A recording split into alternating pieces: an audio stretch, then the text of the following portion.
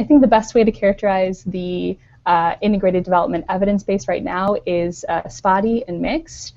There are certain groups that have done a really good job at building out their evidence, like the PHE group, the Population Health and Environment group, does have a lot of evidence, and there are other pockets of communities that have done that, but we need to do a better job broadly building out that rigorous evidence. So we have kind of anecdotal evidence of increased involvement of men in family planning, increased involvement of women in natural resource management, greater buy-in from communities for environmental initiatives that might be kind of slower burn compared to some of the more immediate kind of gains you see with health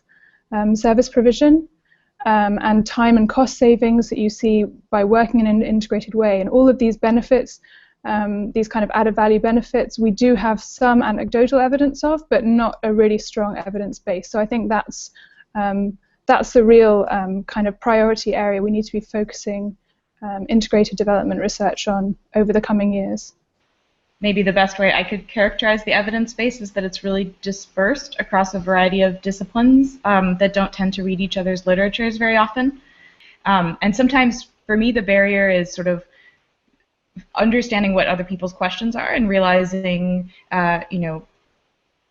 some common language, because sometimes, I'll be talking about one thing and they'll seemingly be talking about something else, and eventually we realize we're talking about the same thing. And we need some way to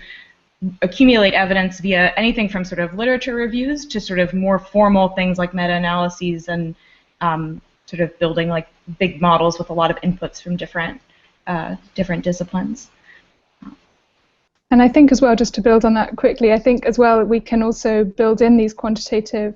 sort of the intermediate indicators within our process evaluations to kind of add some rigor. So it's not just anecdotal, oh, this person says this is how it works, but actually kind of testing that with some quantitative data as well. And the other thing we can do is compare those quite in-depth process evaluations across different contexts and see if there's some similar mechanisms or processes that are emerging. So within the PHE community, we could see, is there something going on here between this link between family planning and natural resource management in different contexts, and then we can sort of start to develop a kind of meta theory, I guess, to understand how these programs work.